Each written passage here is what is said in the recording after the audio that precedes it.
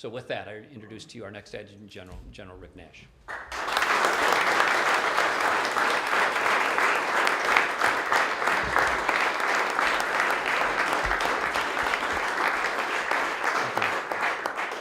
Thank you. Thank you for being here this morning.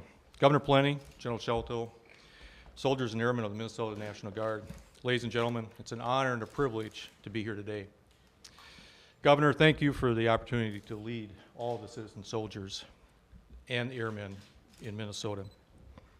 I'm also proud to be able to lead the exceptional state employees that we have that support the Department of Military Affairs throughout Minnesota, and I'm humbled to be selected as the Minnesota's 30th Adjutant General. Let me begin by first acknowledging our current Adjutant General, Major General Larry Shellito. General Shellito has led our Guardsmen, as the Governor Pawlenty has stated, and women throughout multiple stateside and overseas deployments. His passion for our troops has ensured that we are consistently fielded with the best equipment, the best trained, and taken on any mission that we've been assigned, either here in the state or by our federal authorities. His commitment to our Guard families gave birth to the nation-leading Beyond the Yellow Ribbon program. General Shellito, thank you for your exceptional and dedicated service over the last 7 years as the Adjutant General and those many years that you and Yvonne have served the Minnesota National Guard in many capacities since your return from Vietnam. Thank you both. You have truly made Minnesota National Guard what it is today, and I'm grateful for that service. To the soldiers and airmen of the Minnesota National Guard, I am in awe of your past accomplishments and am committed to preserving our greatest strength, the patriotic volunteers in the Minnesota Army and Air National Guard. Our most valuable asset is our people, and the reputation of the Minnesota National Guard, as both Governor Pawlenty and General Shellito have alluded to, precedes us wherever we go. There will be challenging days ahead, continued military deployments, sustaining the support for our Yellow Ribbon program among our communities and our employers and their families, changing of national priorities as the drawdown in Iraq continues, the war in Afghanistan intensifies. But here in Minnesota, there will continue to be floods, tornadoes, blizzards, and there will be days of uncertainty ahead. But the citizens of Minnesota should rest assured that our National Guard is ready for whatever the future brings, and we will always be prepared to provide a joint military force, always ready to accomplish the federal, state, and our community missions. The future is bright for the state of Minnesota and the Minnesota National Guard. We will continue to strive to be the national leader in individual and unit readiness, family care, environmental innovation, and modernization of our equipment, our infrastructure at Camp Ripley and throughout those communities that we are represented. And that happens only through the skills of our diverse, world-class military force. Finally, thanks to the soldiers and airmen that are here today, and to my wife, Jeanette, and my daughter, Kelly, and son Ryan.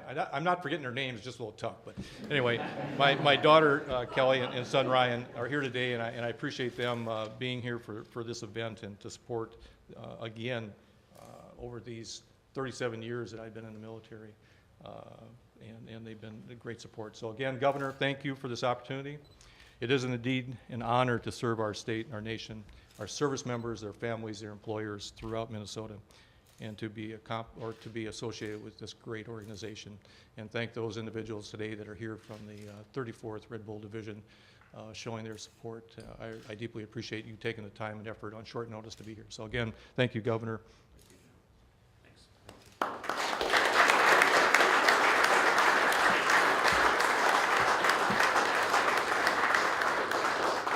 With that, if there are questions from the members of the press on this, we'll take those. If we keep them limited to the National Guard issues to start with. If you have questions on other topics, I'll stick around afterwards for that. Any questions? What kind of criteria put General Nash what were you looking for that separated? Well, I think as you asked a similar question, I think before when General Shellito announced his retirement, and some of the criteria that we wanted to look for, of course, is the individuals who have the requisite experience, both in terms of military experience, but also leadership experience. They also have a requisite credentials in terms of people skills, administrative skills, management skills, also have the ability to demonstrate a record of success in terms of leadership and organizational advancement, executive function in their previous assignments, and of course General Nash has all of that and more. We also, the TAG position, you think about the battlefield commander position, as General Nash has served in as well, but the TAG position is also broader. There's many facets to it that wouldn't apply just to the battlefield commander position. You have to be an advocate, or at least oversee the advocacy to the legislature. You have to oversee the advocacy to the United States Congress for our Minnesota National Guard. You have to do a community outreach to families, many of whom are very concerned about various issues, and be responsive to that. There's a significant responsibility in terms of broader public awareness and education, media appearances, being the face and voice of the National Guard, at least for the largest of events that occur in our state. And so we need somebody who's able to handle all of those duties. And then, things like the Beyond the Yellow Ribbon program are partly matters of organization and function and tasks and financing and recruitment, but they're also a matter of the heart. And so we want to make sure that the person who leads our Minnesota National Guard also has the heart for the job, all aspects of the job, and is committed at a heart level to making sure we do all that we can through policy, but also kind of the human part of it, making sure that members of the family and community and others feel supported and connected. As a civilian, and you're in charge of the National Guard, you've made a big effort to go to deployments, to meet Guard members. And you've also been responsible for going to funerals when Guard members have passed away in service. Talk a little bit about you personally and how that sort of connection to the military has affected you as an elected leader. Well, it certainly helps put things in context, Mark. When you see the bravery and courage and dedication, leadership, strength, willingness to sacrifice of the men and women in the military, they set the standard, I think, for the rest of us to try to strive for, and they're really role models and sources of inspiration for those characteristics and more. So for me, it's been one of the greatest privileges of being governor to be able to associate with the men and women in the National Guard and the military more broadly, but also to just see not only what their service is, but what it means and what it represents, and the kinds of leaders that they are, and the kinds of public servants that they are, is at such a level of dedication that it really, I think, should inspire the rest of us to do all that we can to support them and thank them and acknowledge them. And it also puts other life issues, I think, into context, because if any of us think we have a hard job or a challenge or a disappointment, if you go talk to the men and women in the military, particularly those who've experienced loss either directly or to a loved one or a friend, it certainly makes any challenges we have pale in comparison. Governor, can you talk about his experience as commander of the Red Bulls and their strong reputation, success, and General how much that was Nash's? a factor? Yeah.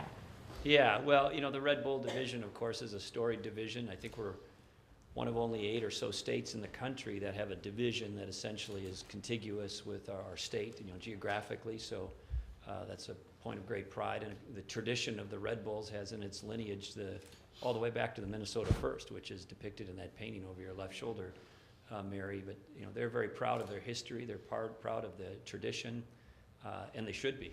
It is a storied tradition of excellence, of exemplary service, of historic results, and the division, both under General Shellito and under General Nash, has met that standard and exceeded it. And again, if you just look at the most recent example of that, to have a National Guard division be given the command and control of the southern third of Iraq in a war zone, and have them have the command and control responsibilities not just for their division personnel, but for the military more broadly in those provinces in Iraq.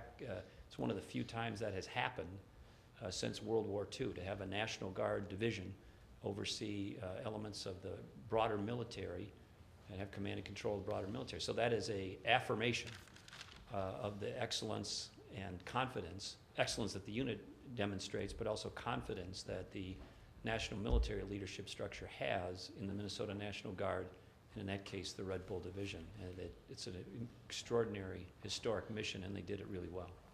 Governor, did you give General Nash any advice, since you're picking him, but he's going to serve most of his time under other governors? Did you give him any advice about that? Well, I think if as you have a chance to visit with members of the military, they, regardless of who the governor might be, they understand chain of command. It's one of the first questions in any circumstance or crisis. What is the chain of command? And they fully understand their chain of command. In this case, for state-based assignments, is the governor, and they'll serve with diligence and fidelity to whoever that governor may be now or in the future. So I don't think he needs any advice. That's just something that's ingrained in the military from day one. It's part of their training. It's part of their accountability. There's really no issue about that, and it's wired into all the military leaders pretty deeply. Major General, could you give us an idea of what you think the major challenges are facing the National Guard? Certainly, I just, briefly, and I can certainly lay this out later on in my total vision that we'll talk about, but certainly in times of reduced budgets, we're all seeing those types of discussions are taking place at our senior leadership in Washington. You've heard recently Secretary of Defense Gates coming out talking about reduction in the forces in all branches, all services. And so those are types of things that I believe will have an impact across the force in the Army and the Air, specifically as we are representative of those here at the Minnesota Guard in Minnesota. And so there'll be challenges with restrained budgets as we go forward, but certainly my vision is that we'll maintain a ready force here in Minnesota to respond to and react to any homeland defense, homeland security, community events, and then still have a ready force prepared for any national service. General Nash, do you plan to make any major changes, or do you have anything that General Shellito talked about wanting to leave things better than he found them? Do you have a similar goal or anything that you'd like to outline? Actually, as General Shellito stated in his opening comments, he and I have served, following General Shellito, a number of commands over our collective 3 decades of career here in Minnesota. So I certainly understand how General Shellito thinks. He's got a great program that he's put in place over the last 7 years between him and Governor Pawlenty with Beyond the Yellow Ribbon program, what we've done for our returning service members. All those things need continued emphasis and improvement in areas, and this state has been a state of continuous improvements, and that's why Minnesota last year in 2009 won the Community of Excellence Award of being the best in the nation. And so it's not a judgmental thing, it's a objective measurement, and General Shellito, his team under the governor's guidance, has won that for Minnesota, and it's not the first time. This state has shown that. So continuing on those areas of quality for our service members, their families, our employers, our engagements that we have with them, ongoing communications, resetting the force as we draw down in Iraq, prepare for opportunities as they're going to be given to us for those other deployments that we're going to be assigned, just preparing our forces in the future as General Shellito has done so adequately. And we've responded to each and every call from our national leadership. And so those are the challenges I'll have, is continuing on that great work that he's done for us. And so we're certainly going to miss his vision that he set for the state, but I would hope to be able to continue that in his footsteps, knowing somewhat how he thinks and how we worked together in the past. We have time for just another question. Anything else on this? If not, are there other questions on unrelated topics? Tiga says yes. Okay. We'll take a short break and come back in a few minutes. Thanks.